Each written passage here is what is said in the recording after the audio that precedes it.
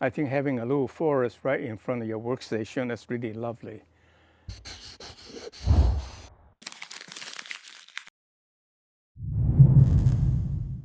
Hi, I'm miltonchang of Bonsaiheirloom. Today I work on two forests. One is more of a clump type, but you can kind of imagine that to be a small little forest, a little clump of trees. And this one, I planted these all straight. For whatever the reason they tilt over. Well, that gave me the idea maybe I can do a windswept, a whole forest that's somehow in an area where it's quite windy and it began to tilt. And so with that then, I'll probably have to play with this a little bit to make it tilt similarly. And I can still adjust the angle a little bit by pushing on the soil. The trees are growing at a random angle, but I see the possibility of a little bit of a windswept. That means the whole forest is now under getting windblown.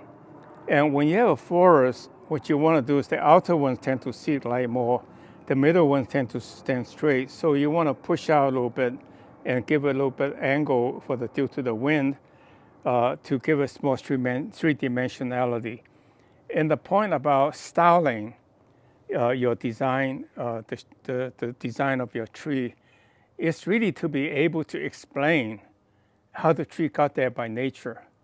So you can say, well, it's growing out this way because it's out there to seek light, and it's blowing this way because it's wind blown.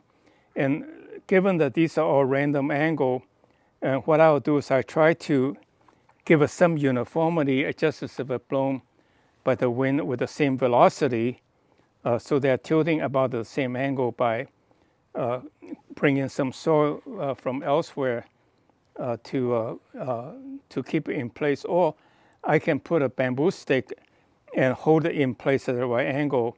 So like this one, I'm pushing it out this way and as well as this way. So the wind is blowing this way, but it's out of the tree that seek light. So be able to explain what you do.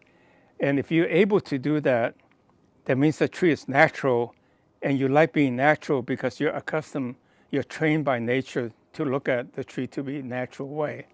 So always think of designing your tree to conform to nature. Then you can adjust the branch to more or less tell your story along the same line. So you usually begin with a taller tree, and I think this is a little bit out of place, but well, what the heck, outside maybe got more light, therefore it grew faster and it did a little jog to seek light. So with that in mind then, I will probably make not too far up, maybe here the apex. And right now this is very bare, but it will come out fairly quickly to make the top, the canopy for this tree. And then this one shouldn't be going out that far. So you do it this way. You make every tree be able to explain what nature make it look like, then it will look natural by definition. Not very critical because you can always explain nature is not that uniform and it has its own mindset. And you can see the difference between these two, the Zelkova and the elm. Actually, both elm and Zelkova, the leaf stays on for quite some time in the fall and into the winter, but elm tend to be almost evergreen in mild weather like California, especially like Catlin elm. It's really a kind of an evergreen. It's a deciduous tree, but it's almost evergreen. Okay, now you can see this one is significantly lower, so this one shouldn't be too high. Maybe here. And then this one is going this way to seek light, so that's good. Again, always try to, and I don't need to worry too much about the detail branching below the twigs because that's easily cut off later because they're not that thick to cut. And like this one, it grows like this and it seeks light that way. That's wonderful. You let it go this way to encourage it to carry on its light-seeking inclination. And maybe this is inclining a little too much, so let me put some soil underneath of it. And like this one is really interesting. The fact it's going this way and the interesting twist, I would probably like to retain this one. Let this one be the dominant design. And then this one, you don't want it to grow this way since it's outside, it should grow that way. So you find a bud that's facing out. So this bud is facing this way, and that one is actually facing that way a little bit better. So I'll cut it here. So this one will come out this way. Now you can see Salcova is fairly twiggy, so that it will fill out, the twigs will fill out fairly quickly. Well, this one kind of go inside, which I don't like. I think it shouldn't go inside, it seeks light. Therefore, I cut it off. Now you can see it's really more like a regular tree. It will come out here this way, grow, seeking light. Always think of how the tree would react to the environment. In most cases, really about seeking light. Their whole livelihood is about light, because light results in photolysis to give them the food the leaves the tree needs. Well, having done that, I think this tree is way too high because it become a renegade. Why is the tree so high? So I would say the natural explanation is this tree comes up this way, wind blown a little bit direction, and seeking light is so like starting to grow up this way. So I will cut it off here. This bud will come out, and the trunk will come like this, and then seeking light coming up. And I think that will look fairly natural.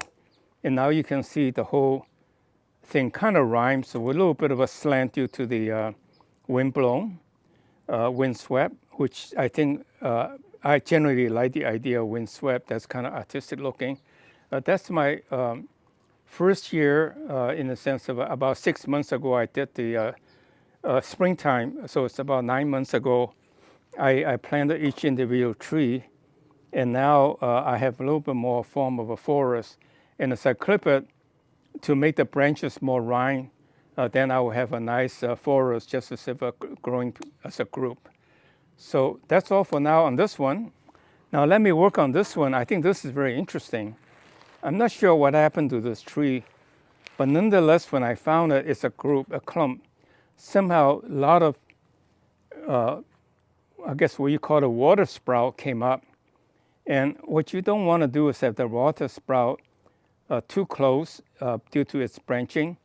So you separate them out a little bit more.